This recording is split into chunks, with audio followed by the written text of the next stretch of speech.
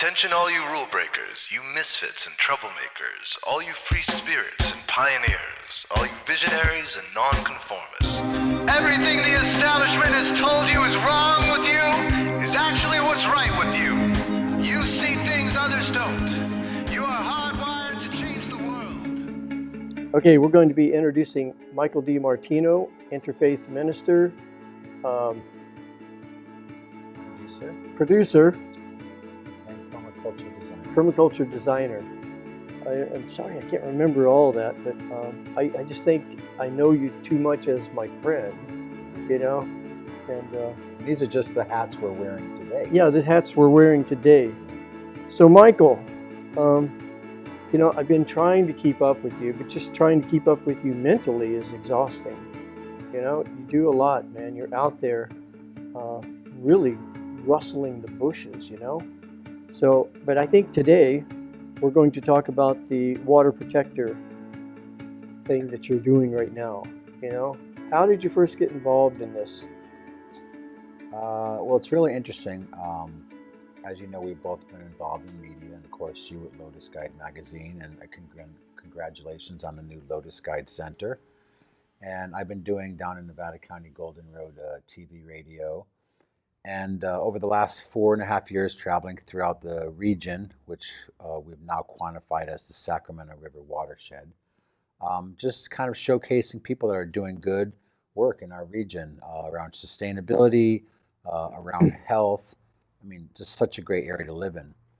And about a year ago, I did a series of public forums here at the Chico Women's Club, up at the Parks and Rec building at the Mount Shasta City Park, at the Digital Media Center in Nevada County, and a few other locations up in Truckee, and doing these public forums around community resilience, which means community's ability to identify issues, create innovative solutions, but also resilience means things like food and water security, emergency preparedness, and of course here, paradoxically enough, in Paradise, it means an ability for a community to come back, to be resilient and flexible, to help recreate itself after various things, whether it's wildfire, disaster, or sea level rise, or a hurricane like we've just had in the Bahamas. So after doing that, I really realized that on spring equinox about a year ago, as I was at the headwaters of the Sacramento River, that I was literally asked by the headwaters and the spirits of that place and the river to really focus my skill set and attention specifically on the water issue. So thus this concept of water protector tour was born. You know, we could do a whole show on just water and the consciousness around water. I think as we evolve consciously, we're going to be able to communicate with water more and more and more. You know, like Dr. Emoto did some great research. We know now, beyond a shadow of a doubt, that words and intentions affect water. And water could be holding the consciousness of this planet. And here we are destroying it in so many ways, running it through right-angle pipes. Everything takes its toll. I just heard today that when you drink water, you should run it into a container and let it sit for a day. Because as it comes through all the pipes, if you let it sit, it'll revitalize a little bit, because every right angle turn takes away from it. And also off-gassing for whatever is in it, whether it's chlorination from water processing or other nefarious elements that have made itself into our water. I would like to say that water protection, water protector, being a water protector is not something I uniquely have come up with. It's something that really indigenous communities have been on the forefront for thousands of years successfully doing, much before the invasion of colonial culture and colonial mindset and rampant capitalism. You mean when we discovered the Native American Indians? Yes, exactly. And it was amazing because today I was with the Mountain Maidu up on Lake Almanor at a place called Humbug Valley. And recently, PG&E just gave them back 2,400 acres of their ancestral homeland Wow. for land stewardship. So it was a pretty legendary day, and I think just another one of the dominoes falling in this incredible paradigm shift and change that we're seeing right now all over the world. And also, it's this whole week has been the climate change rallies all over the world. I mean, today kids all over the world left school and led protests about they don't want to inherit a broken, toxic, um, exploited, and over extractive planet. Yeah, I know when I talk to a millennial and really get into their mindset, I can understand why they would want to just disappear from it all, get on their iPhones and do whatever it is they do. But I tell you, the millennials that are waking up are going, oh my God, all the things not only from the past that we've destroyed, but we're destroying their future too. Right. We're actually destroying it. We're burning it up down in the forest. I know you're like me a little bit. When I look around at all of the things to look at and tackle and see what's up with it, like 5G coming out, it's coming out being deployed, which is a military word. Right. I did a whole radio show on just 5G, and the FCC director said that there hasn't been one penny spent on research, and they're going to deploy it no matter what. Then you look at everything else that's happening with subjects that people don't like to think about or talk about, like pedophilia. I mean, there's so much being uncovered right now. And I think it's being uncovered because the time has come when we really take it to heart that secrecy is repugnant, as Kennedy once said. We cannot live in a society where everything is so secret, because that's where they have all their power. Once you pull back the curtain, they lose a lot of that power. So what I'm curious about, like, I have a hard time figuring out what to write about. There's so many things to write about. What is it about the water that really grabbed you? Well, what's interesting, and just to go back for a moment, again, I want to acknowledge the indigenous nations that have been water protectors. I know that the term water protector really came into light during the standoff at Standing Rock, where Native people were protecting their culture and their water from the Dakota Access Pipeline.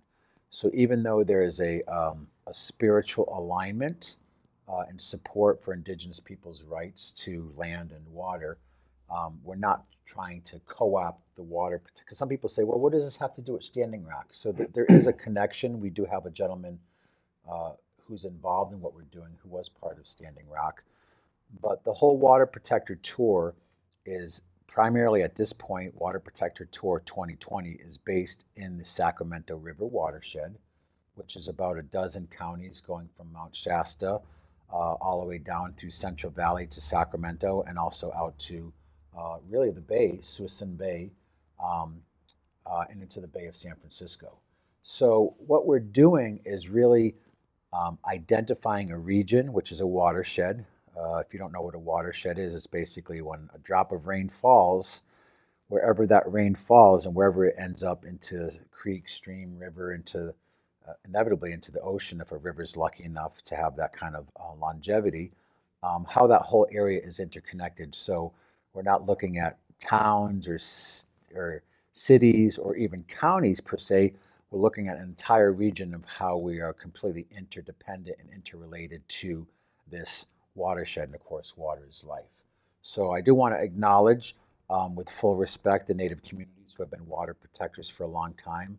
And what we're doing is it's a little bit of a different angle, including the indigenous perspective, of course, but we're also bringing in individuals, whether they're water scientists or educators. We're bringing in various nonprofit organizations that have been working around water issues for a long time. We're also reaching out to land trusts and also policymakers. One of the events we have coming up, we invited Louis Elbinger to come and speak, who ran for Congress with the Green Party, and another gentleman, Austin Bennett, who ran the senatorial race just a while back. We have the mayor of Nevada City coming. I've been in communication with the mayor of Mount Shasta, and we've also invited members from Board of Supervisors. So it's really, this Water Protector Tour is about building bridges between the Native communities and their issues, along with citizens who are affected by water safety and security, nonprofit organizations, and also policymakers, decision makers, to come together and, like you said, to try to identify the issues in our region, and even more importantly, because there's plenty of complaining in the world and issues to deal with, is trying to provide some very feasible solutions. You know, I can almost hear the questions coming right now. And one of the questions would be, the Native Americans did do a good job at protecting the water, but when they were doing that, there was a lot less people. Right now there's 15 times more people than there were for centuries. We were stable at 500 million people for a long time. So right now, we have going on 8 billion people on this planet. California is so packed with people and pollution. I mean, how can you address that without factoring in the population? And how do we address that as it keeps on growing? And it's not stopping. That's a great point. So part of it is with this concept of resilience is we have to look at things in the moment and be flexible and able to innovate. Like, people in the Bahamas knew about climate change, they knew about sea level rise, and right now they're being flooded. So they have to, in the moment, deal with the issues at hand. For them, it might be just getting actual food and water. So for the issue of population, and again, to rewind for a second about what you were talking about, in 1992, I was part of the Earth Summit in Rio de Janeiro, Brazil, where it was actually the signing of governments of the world around Agenda 21. And a big part of this Agenda 21 is kind of related to a depopulation agenda, because the Earth does have finite resources, and there's a lot of implications. I don't think we have time to talk about that right now, but how do we kind of bring things into a state of balance? The Hopi say, Koyaanisqatsi, the world is upside down, the world is out of balance. So how do we bring back this balance? And I think what we have to do is we have to look at the reality of what's happening now. We have to look at where we've come from and the successes, again, of indigenous people. And that's kind of the slogan I use for my TV show, Golden Road, is, well, what's the Golden Road? Well, the road is that we're all traveling to a commonality, and we have to bridge the past with today for a better tomorrow. So part of dealing with these issues, part of it could be looking at technologies that either exist or that can be implemented. So there's a whole level of technology and innovation. And we have to look at the current age. I mean, in the time of before colonialism here in North America, we didn't have issues like from the gold rush, where a lot of our area has been contaminated by mercury and other things from the legacy of the gold rush, which is part of a colonial history, but also a indigenous genocide. So we really have to look at all the elements in this moment and try to create innovative solutions. I do want to say recently, Governor Gavin Newsom actually issued an apology on behalf of California to Native people for the genocide that did occur. And I think that's a huge step. So like you said, we're peeling back the curtain, which means we have to lift up the rug, get all the stuff out from under the rug that we've been avoiding and not looking at. And we have to begin honest dialogue, working with the indigenous people. I always try to have a reconciliatory tone and of course, great respect as someone whose family's immigrated here. But also part of that is knowing through media and technologies and other skill sets that I have the privilege of, have to bring that to a round table to help create these round table solutions and create these think tanks to start looking at some of these issues. I do want to emphasize nothing we're doing is overly politically charged. This isn't about left or right, or are you a liberal or a conservative or red or blue, or are you a hippie or are you a redneck? Like, none of those are terminologies that we're trying to fall victim to. We're actually coming at this from the health and human approach of the health of ourselves, our community, and our children.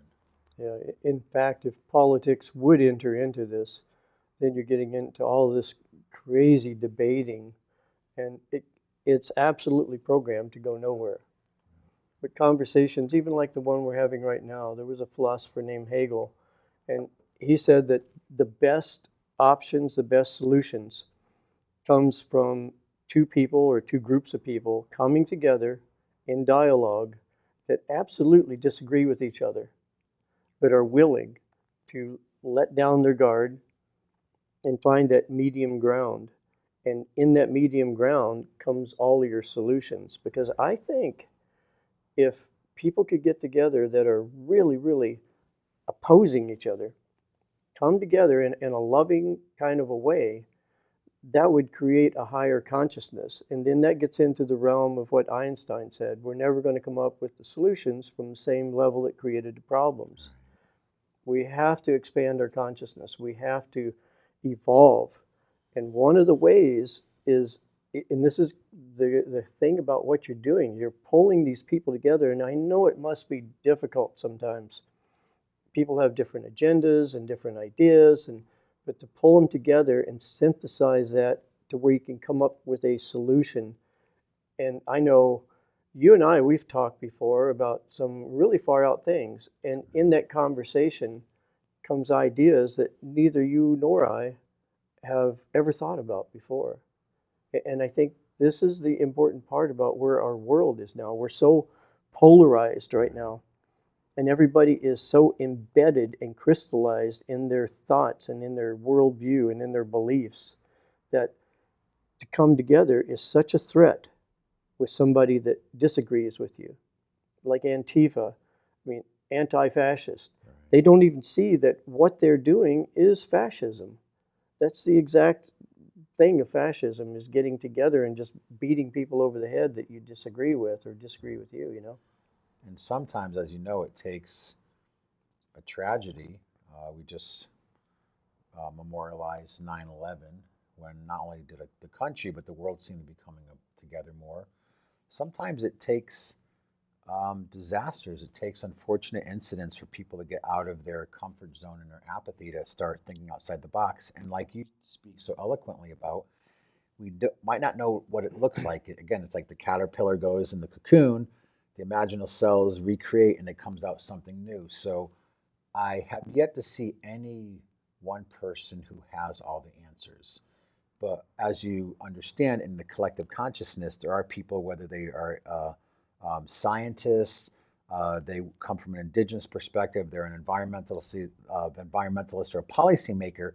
They all have an important part of this holistic picture. And I know LotusGuide is extremely dedicated to holistic health, looking at all spirit, mind, and body alternatives, where we have to start looking at things holistically and not myopically, where we're just tunnel vision about what we know, and that's the way it is. But how do these pieces fit together into a bigger puzzle? Well, you couldn't have picked a better problem to look at. I mean, water is sort of a connector to a lot of the things, food and air and land and everything that we're having so many problems with. Somebody told me here a while back, she's a almond grower here in Chico, and she said the growers down in the Central Valley, they have to mix water with their water because their water has such a saline consistency to it that it would not be good. You know, they have to mix fresh water with it. So even if they had a lot of water, which is a problem now, they don't have a lot of water. Even they're running out of water, and 1 out of 5 people, that's where they get their food all over the United States. It comes from California. Well, it's interestingly, we're on the tinge of politics, and I don't want to delve too deep into that, but you're exactly right. Part of when we talk about these issues, we have to look at the solutions. And I do want to leave a little time to talk about some of the big issues and solutions. But in the science of permaculture, we've come to understand the difference about flooding irrigation as opposed to drip irrigation. So particularly around almonds, right, which is actually not just an agricultural industry, but actually there's agricultural um, corporatocracies in California that run multi-billion dollar uh, organizations dealing with agriculture. But the point is if we look at it, there's new ways of thinking, there's new technology, there's ancient technology being rediscovered of how we can do things in a much more holistic way. For instance, one of the issues we're focused on, the other day I spent an afternoon with Barbara Daly from North Delta Cares, a boat captain, and a few other people, an attorney on the Delta, and we traveled around looking at the Sacramento River Delta, 1,000 miles of waterways, 60 islands, and absolutely a cornerstone of California's water and agricultural security. And what was interesting to me is on this trip, we started to talk about, well, the idea of putting in these tunnels to basically transport the majority of water down through the San Joaquin Valley, it's not just about agriculture, okay, which there's solutions within agriculture about other types of farming, but it's also about development. And it's about the lack of housing in California, but it's about huge real estate developers needing the water to develop projects that benefit their pocketbook and using a little bit of greenwashing and verbiage to state it in a way where it appears like it's green, it's environmentally friendly, this is the humanitarian solution, this is a problem, this is what we have to do.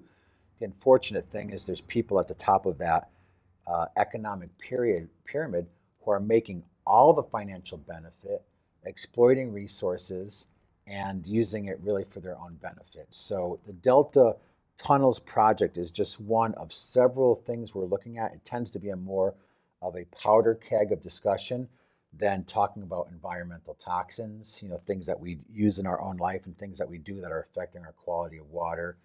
It's not quite as explosive as some of the other things that are happening, like right now up in Mount Shasta in the city of Weed. The city of Weed lost their water rights to Crystal Geyser, who now is building a plastic water bottling plant to crank out 500 million bottles of water a day in boutique waters, the majority which will not benefit the local citizens and will probably not stay here in the United States, will be going over to other countries like Asia. And I don't say that with any sort of anti-Asian sentiment. I'm just saying that these are our natural resources. And as Louis Elbinger said, in the United Nations Universal Declaration of Human Rights, we are all have the right to clean air and water. This isn't a privilege. This is a right. So the almond orchards are a big part of California's economy. The problem is a lot of these farms are subsidized.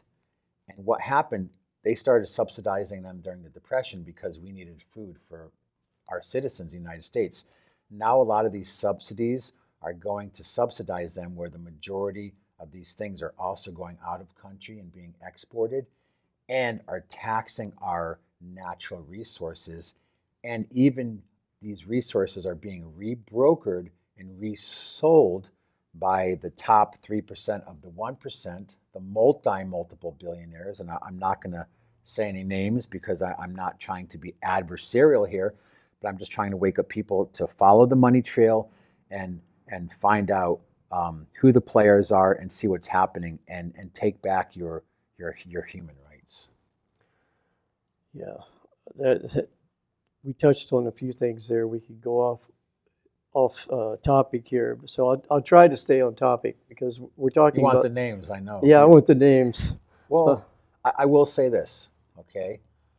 With no accusations right now, the Resnick family, I think they're currently worth over $4 billion, own the majority of almond orchards, especially south of Sacramento. They are definitely the people who are power brokering a lot of the water resources of our region to keep agriculture going using very archaic practices. And then as we find out, if there's a extra resource, if there's I'm trying to think of the word, if there's a overabundance or it's not a supplement, if they have more inventory than they use, they're actually reselling the water, once again turning a profit. And all this is being subsidized by taxpayers going back to the Great Depression when we subsidized farmers. Now, we're not talking about small farms. We're talking about multi billionaires who are running agricultural corporatocracies. The other dirty player is Bechtel, who is a huge land developer, and they absolutely have their hand and feet and pocketbooks and bank accounts heavily invested in our water resources. So don't believe me, don't believe anything I say. Do the research, follow the money trail, do your due diligence, and do your own investigation. But these are people who are affecting potentially our health and generations of people to come here in Northern California, where we enjoy a certain quality of life and we tend to have a certain reverence to the natural world.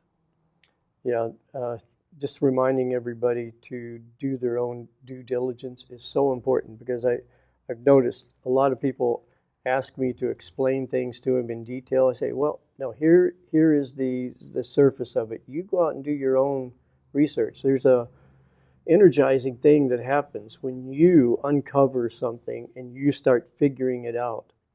It's like eating food or something. You know, I could sit here and show everybody pictures of food, but it wouldn't do them any good. Right. The best thing is to use the pictures as an idea of where to go get real food and eat it. Right. And this is real energy. When you actually start doing the research, going out and taking action. But unfortunately, so many people, and this is going to bite us in the ass if we're not careful. We have this tendency to react instead of taking action. But some of these problems, we can't wait to react. If we wait to react like AI, if we wait to react to AI, it's going to be too late. If we wait to react to the water problem, it's going to be too late. Well, like my friend said from Standing Rock, he said, we're indigenous people. We were given land, a small token of the land we once held. We were given land, and now they're putting oil pipelines through there. We don't even have the right to our own land, to our own resources. And what happened? They got water hosed, they got rubber bulleted, they got oppressed, the pipeline went in, and what's happened?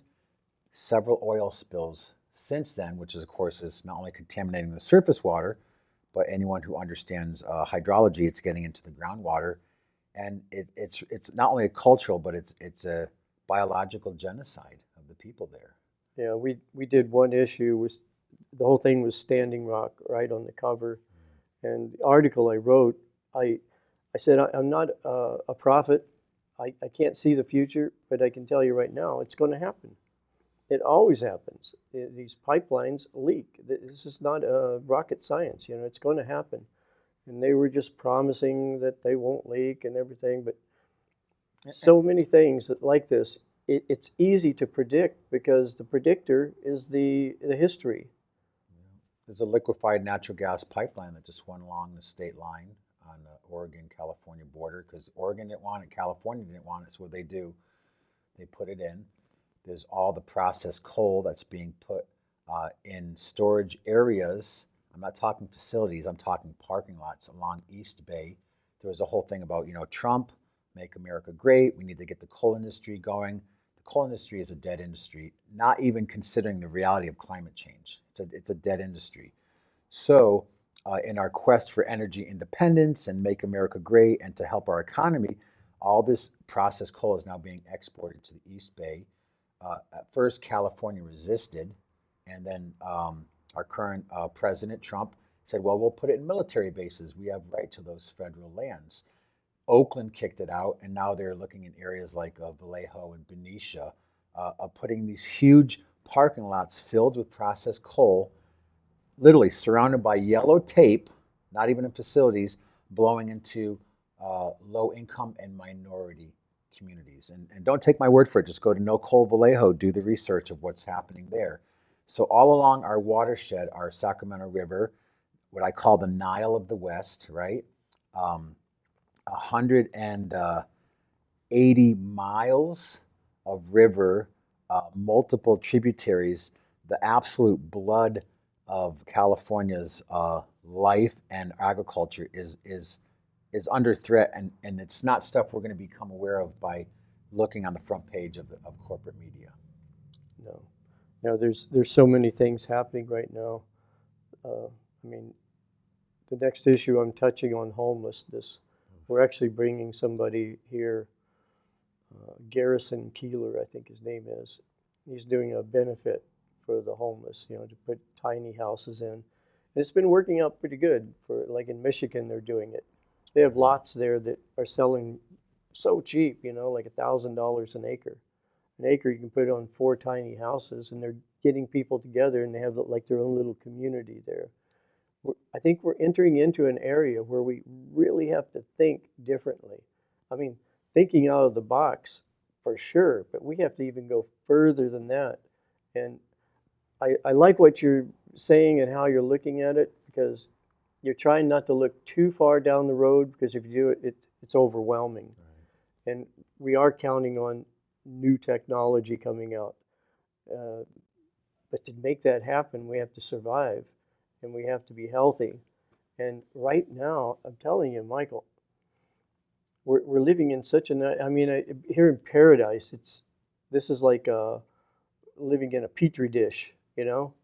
Every little thing that happens here, you can see it right away. And there's some health aspects here. They are doing a good job at cleaning it up, though. It's amazing what they're doing. Americans, I'm telling you, we are amazing people when it's put in front of us. The task is clear, and it comes down to, okay, we got to do this. This country is amazing at what we can do, and I'm seeing that happen around in this community right now. There's a lot of infighting, a lot of politics and the bullshit, you know, but when the day is done, every time I look out there, it's a little bit cleaner, you know. Well, I was amazed. I haven't been up here for a few months, and just the amount of debris removal that's happened. We actually met at the church a few months back, and I accidentally walked into the room where they were talking about the toxic cleanup here, and about what was happening with the water and soil contamination. The water from the benzene of all the burnt PVC, the asbestos from the old constructions, the plastics, not only that, but compromised mercury storage containers. So part of our water protector tour, like you said, it is a petri dish. We're showing people like, look at what happens with these natural disasters that are getting more prevalent. Whether you believe in climate change or not, they are becoming more prevalent. And look at the toxic fallout that resulted because we're living in a broken system that somehow has lost its connection to not only the natural world and natural systems, but at some point sanity and our somehow the whole value system of what we were taught in school, the his story, you know, going all the way back to natives were savages and the cowboys were the heroes, all the way to current day administration where they're talking about lowering emissions in California is going to build cheaper and safer cars. Like, there's something really upside down about that. So, unfortunately, a lot of times it takes a catastrophe, but what we're talking about with Crystal Geyser, what we're talking about with the Delta tunnels, 2 plants pulling 3,000 to 6,000 cubic feet of water a minute out of the Sacramento River Delta and sending it down in the tunnels down through the San Joaquin Valley. How can that not have not only devastating effect on wildlife, but our water resource?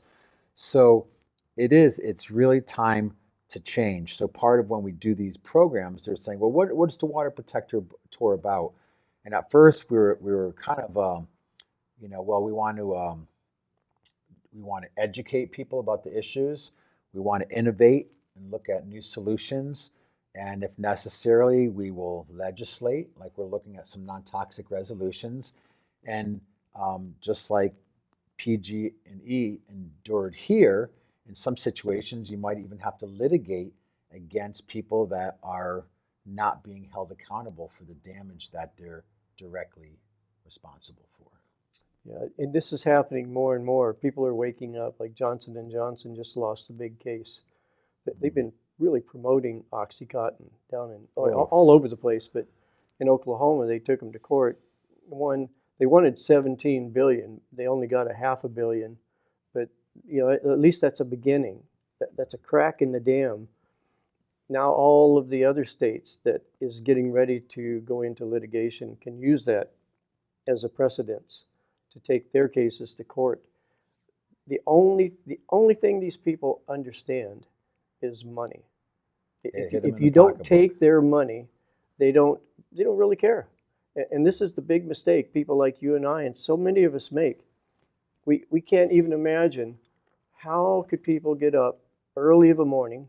These people get up early and go down to the office, sit around 100,000. I get up early sometimes, not to you, but But what we get up early for is different. They get up Right. early and actually sit around a big mahogany table and plot and scheme, and they have no empathy, no sympathy for their fellow people out here in the real world, And it's hard to wrap our heads around that. Oh, they wouldn't do something like that. Well, yes, they would. When it comes to making money, these people will do anything and everything. perfect example. Look at, you said, the opioid crisis. Look at Monsanto, and that Roundup was created as a pipe cleaner. They realized it killed weeds. They put it out. They told people it was safe. And now there's been several lawsuits against them saying, well, actually, it's not safe and it can create Hodgkin's lymphomas and cancer. And there's been several settlements. So I just have to say that people have to wake up and realize that it's time for profit over people to end. And everybody has to take an active part in that. I was going to make a bumper sticker the other day. It was a little severe, but we're in severe times. It was like, wake up, stand up, show up, or just shut up. Right. Because there's so many people who want to just complain and debate. I say that because people have to try to bring solutions now. It's beyond just talking and debating. It's like I saw a picture of climate change cartoon the other day where all the politicians were at a climate change summit debating, and then the boardroom was under, all their heads were underwater, and they're like bubbles coming out of their mouth, and they're there debating. Meanwhile, they're getting coastal flooding and submerged in a hurricane. It's just, it's so paradoxical, but they're playing their part in this great awakening, and they're doing their divine part in this whole drama, really. So. Yeah, for the first time in the last maybe 2 or 3 years, I'm starting to see that there really is an awakening. There's something stirring. If you're at the conscious level to where you can sort of pay attention to the undertone of news stories and what's happening in the world, you can see a restlessness with people. Sirens just went by. There's an emergency situation here on planet Earth. And the millennials, the kids are waking up. Today, all over the world, kids skipped school and protested. They blocked streets. On Monday, they're doing an event to shut down Washington, D.C. So you're right. People are waking up. Maybe you're not a protester. So I want to bring it back to the personal, because people who are watching this, and again, please share this, and I want to commend you for the amazing work that you and Dara are doing with the LotusGuide Center, with the magazine, with the kind of content that you're bringing to people. Like, incredible. So a world of respect and praise to you. You're one of my heroes. Oh, man. But everybody can be a solutionary by doing simple things. Okay, so some of the issues we've talked about: extractive industries, we've talked about mismanagement, we've talked about other issues, but exploitation. But some of the things I want to kind of just bring home under this area of water protector, there's things that we can all do. If you're a housewife, just working within the home, when you go to work, things you can do at your job, things you can do in your community. Some of the issues that we're having with water safety and security has to do with environmental toxins. So maybe you use synthetic cosmetic products. A lot of them have aluminum. So not only for your health, and I know we live in an age where not everybody is health conscious. I mean, look at the fast food industry, look at all the GMOs, look at the stuff they're rolling out. It's tough. We live in a very busy, confusing, fast-paced society, and some people say, I can't afford organic, but in light of your own health, try to use natural-based cosmetics that don't impact your health and impact the quality of water. Secondly, pesticides. Your landscaping practices absolutely have to change. If you use Roundup or any sort of inorganic pesticides, land care products, if you do flood irrigation, that has to change, because not only is it affecting water and safe water and the amount of water, but it's also affecting, and I want to give a big shout out to Toro Rocha, it's devastating our pollinators. And pollinators are the link between nature and the human food supply. We have seen bee and pollinator die-offs in the millions, and these are basically symptoms of using toxic landscaping and lawn products. Yeah, it does have an accumulative effect. And I think about this too. I try to be conscious and aware, even when I'm using somebody else's water at the water faucet. I turn it off if I don't need it when I'm washing my hands, and turn it back on to rinse my hands off. All of these little things do add up, you know. It's just difficult when you're looking at the world and the immensity of this problem to relate that to your small little life. But this is where we just all have to have the consciousness and the faith that everybody is going to start doing this. And believe me, for the people out there, that Joe and Mabel that have 5 kids, you know, talking about eating GMO, I know it's tough, boy, when you have a lot of kids, and Joe is driving his work truck to work at 6 in the morning, doing his construction or whatever, trying to put food on the table.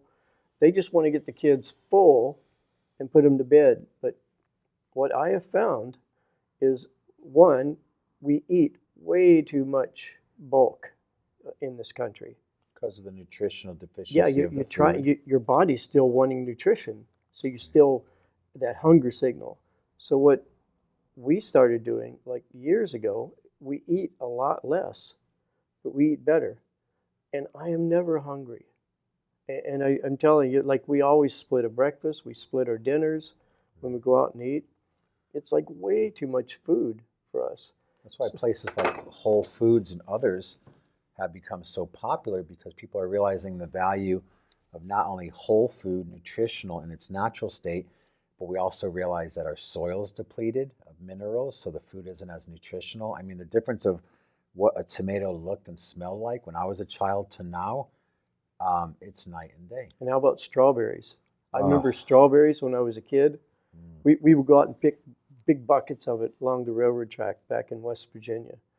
And the whole house would smell strawberries. Now you can, oh yeah, I smell a little bit of it, you know, and you break it open and it's white. It's the scorpion genes they put in it to keep it from freezing. Really? Oh yeah, tomatoes too. You know, everything is genetically modified. They're even crossing.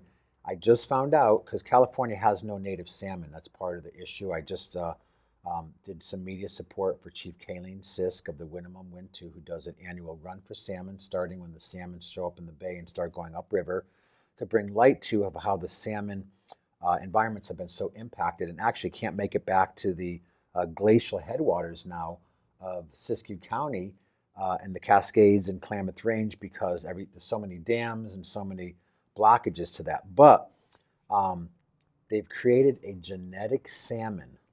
See, and this is the strange thing about the marketing. People are getting smart. How do we appeal to? Well, we're going to do climate change ready plants, climate change ready salmons, ones who will be able to adapt for a changing world because of the destruction we've done. And as you know, whether it's nutritionally, and we still don't, the science isn't back yet of what the effect is on our physiology from these genetic things. They have genetically modified salmon that also have human genes in them.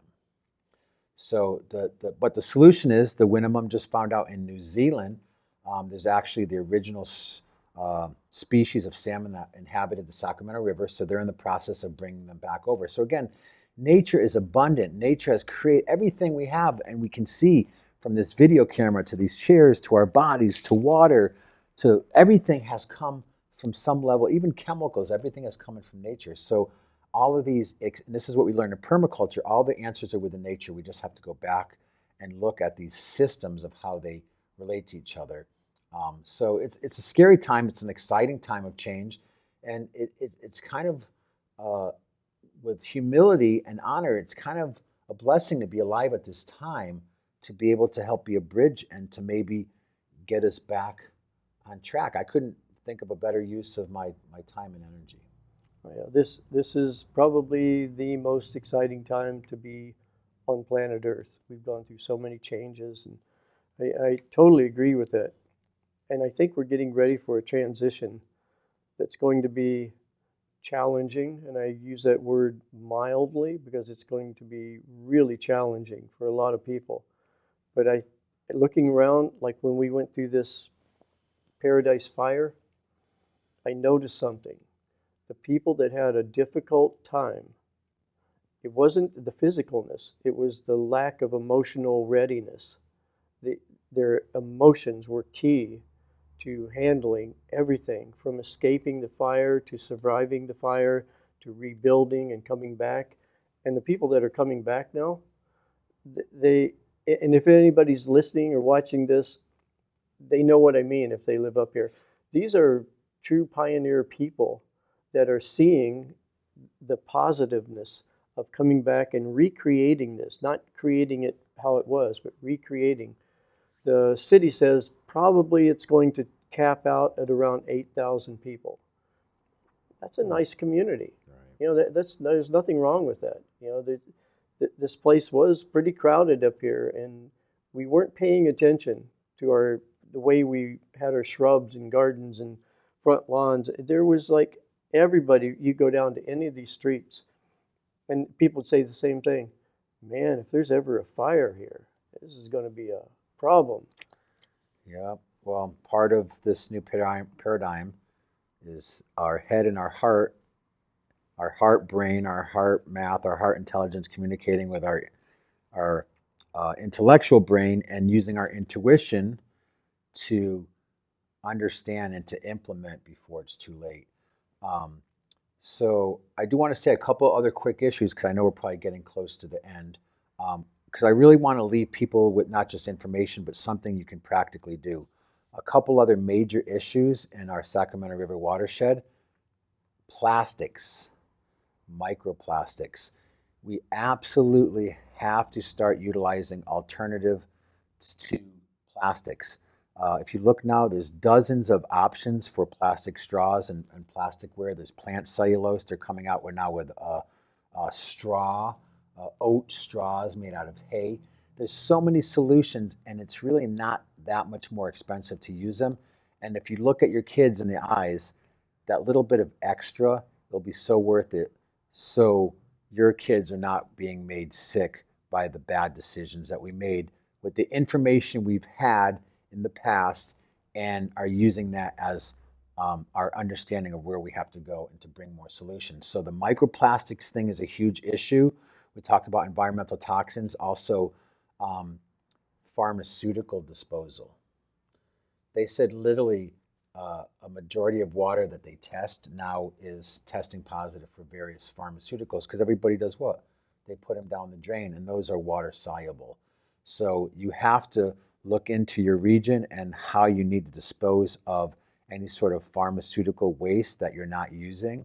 I mean, look at the amount of opioids, look at the depression, look at the schizophrenia, look at the psychological imbalances that are so rampant in society, whether it's through our nutrition, whether it's through the magnetic fields of the planet changing, whether it's through things that are in the water that we're not sure of.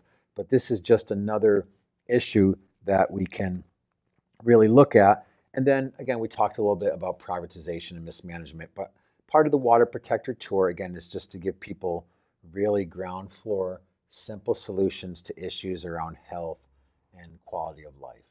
So, real quick, like, what's coming up? So thanks for asking. I'm not sure when this will broadcast, but today is September 20th.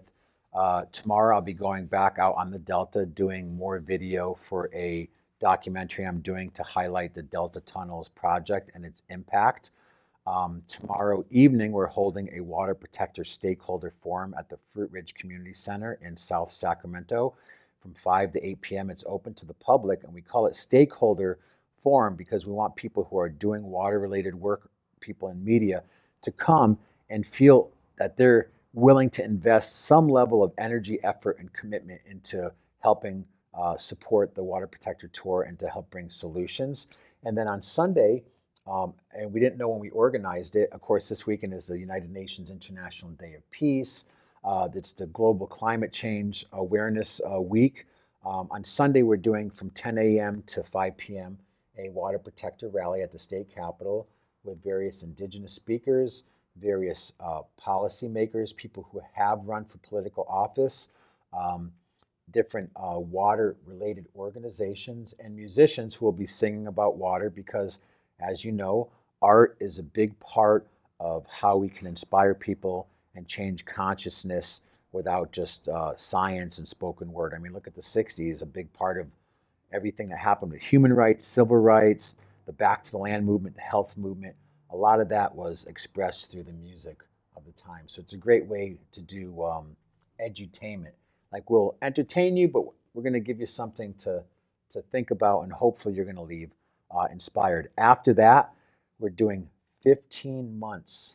And this is starting November 16th? Our next event is November 16th. We're holding a land trust summit in Grass Valley because land trusts potentially hold the key to solutions. And what I mean is we have an agenda talking about the hundreds of thousands of acres that are in land trusts right now throughout our region. Let's use these as water banks. And what I mean is by doing permaculture practices, simple berms and swales, we can be regenerating our groundwater. Let's reintroduce native pollinator plants back to these habitats that have been encroached upon by other species from other places, and bring back our pollinators. I mean, right now, one of the big thefts that are happening in our area, people are going and stealing the bee boxes that are essential because the pollinators are gone. They bring in, you drive all up and down Highway 70, 99, you see all the bee boxes, all the almond orchards, all the plants, all the agriculture depends on being pollinated. In China, they do it by hand. Why are they stealing them? They're stealing them because they're worth like $500 to $600 per box. So people are stealing them, whether they're reselling them or whatever they're doing. But it's kind of like water's the new oil. Pollinators are the new gold. Tell you, some of these things, it's hard to wrap my head around. So if somebody wants to see what you're doing, what's your website? They can go to waterprotectortour.org. And I do want to say I'm a media person. I'm a public relations person.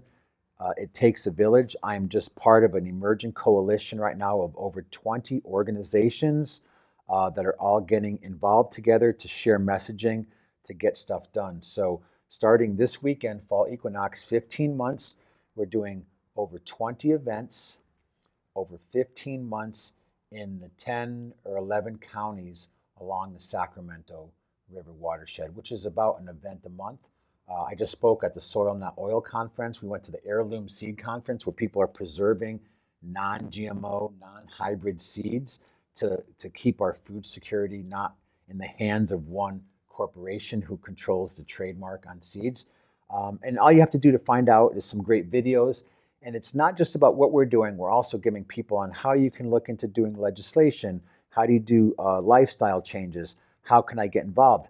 What kind of water filter should I use on my kitchen sink so when I get tap water, I know I'm not poisoning my family? How do I test that water? How do I get credible water testing? The age of counting on agencies and other people and governments to do the work, they're stressed, they're overburdened, and a lot of them are underfunded. So we really have to step up and take our individual responsibility. You can find all that information and all the links we're talking about, videos and such on waterprotectortour.org. BBSradio.org. And I want to thank Bob Saunders and Rachel Linden, who have been really instrumental organizers, and Michelle Eggers, who's been volunteering hundreds of hours to make the website happen. And she produces the Eugene Environmental Film Festival. So it's exciting. We're getting our water people together, and no matter what lifestyle you live, what your political affiliation is, this is about health. This is about all of us taking responsibility. We can't blame others anymore for the things that we're doing. And it's time for all of us to cure our own hypocrisy around our decisions and try to create the community and the life and the quality of life that we want. And I know, of course, LotusGuide is extremely committed to that. Yeah, I've always liked the word responsibility because it comes from responding to the environment with ability. And if we have the ability to respond, we're being responsible. And a lot of our ability lies in just getting educated, knowing what to do. Because people are lost right now. So they can get in touch with you through the website. They can. Waterprotectortour@gmail.com. Again, waterprotectortour.org. They can come out to some of our events. They can see films. And I do want to say, I'm not here today. I'm here as a friend and a neighbor, first and foremost. I'm here as a human being who is committed to awakening, and not only for myself, but to help benefit others. And I'm here as an interfaith minister of someone who understands that we're all spiritually interconnected, whether you're a Buddhist, a Christian, a Muslim, Jewish, a Jain, a Hindu, that spiritually we are all interconnected, regardless of what we look like and what language we speak or what we call the name of this great cohesive force of the universe.